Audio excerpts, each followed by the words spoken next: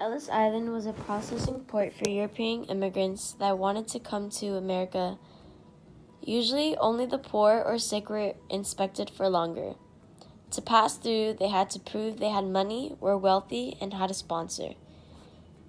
Angel Island was a processing point for Asian immigrants that wanted to come to America.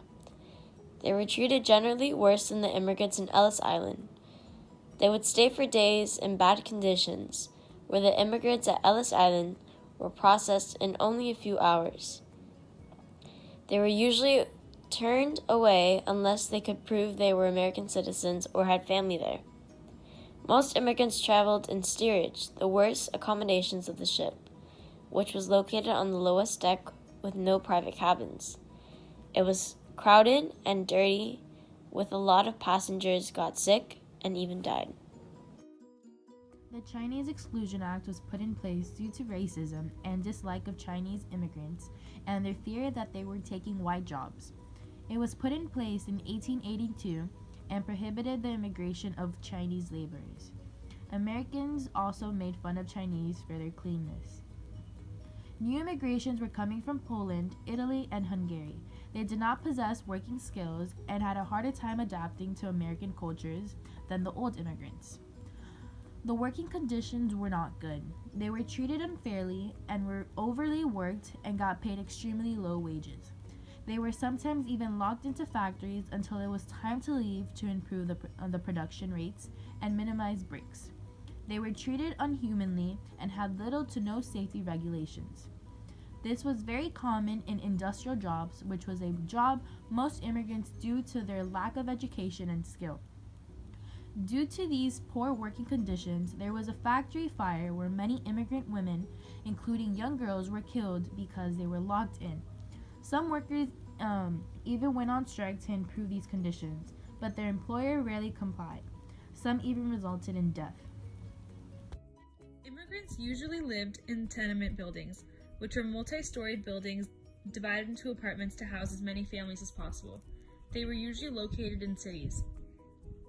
The owners usually made these for desperate people who had little choice about where to live and exploited their desperation to gain more money.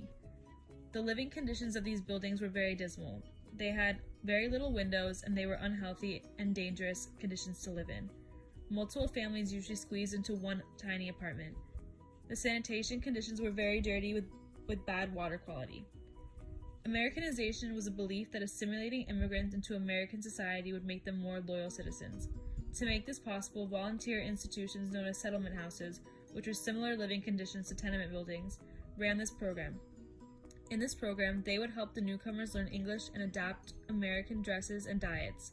The settlement workers and immigrants believed that the American society was a melting pot, which meant white people of different nationalities blended together to create a single culture. Most immigrants lived in ghettos, which were ethnic neighborhoods who shared their native language, religion, and culture. Neighbors might have come from the same country, region, or village. These usually provided specialty shops, grocers, clothing stores, and more, which provided a taste of the food and culture that immigrants left behind.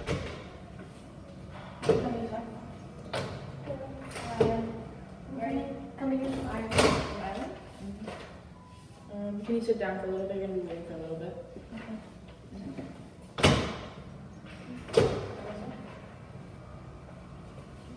Where are you coming from? China.